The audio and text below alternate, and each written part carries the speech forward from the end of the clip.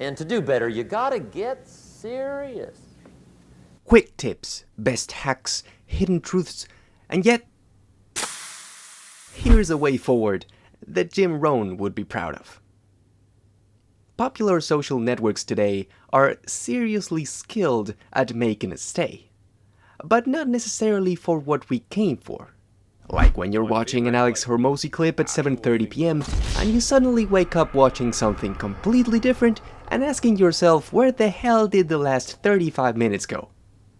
Why did it become acceptable to use a seemingly never-ending, highly stimulating multi-topic magazine to learn?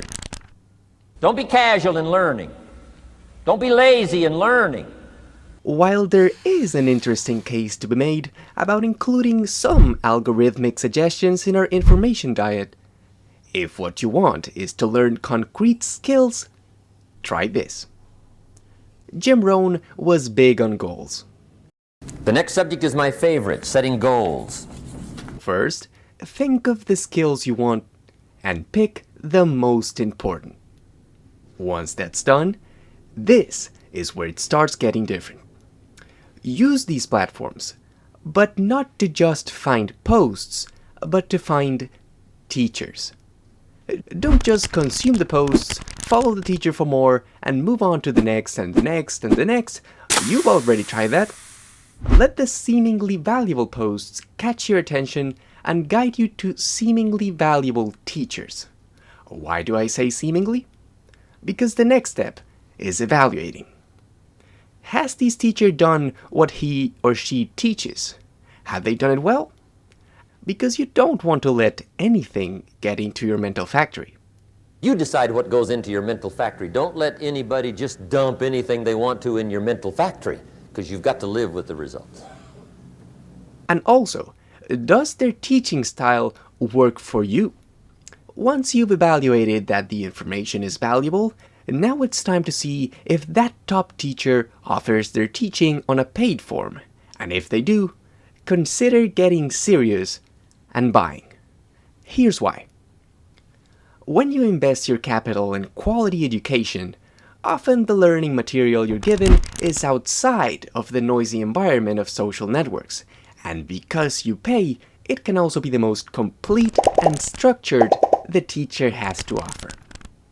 It is true that some excellent resources are free and also outside of social media, and you should use them if they work for you.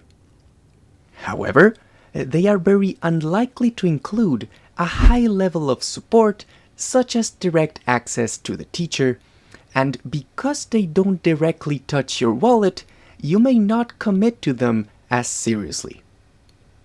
On the other hand, if you are now granted access to the best, in one place, with access to the human themselves, and you have skin in the game, your urge to log in to check new tips and tricks and hacks about it can fall off a cliff. And you can go even further. As this process doesn't require following anyone, you can even unfollow the teachers and just stay on their email newsletter if you wish. With this process, you avoid missing out on one of the best things of social networks, discovery, but you also have a game plan to minimize one of the worst, inconvenient design for sustained focus. So again, get serious, and you might see your doom scrolling go down, and your life improve. Mr. Schoaf gave me one of the greatest phrases when I first met him when he said, "Jim, every day stand guard at the door of your mind." How important. Stand guard at the door of your mind.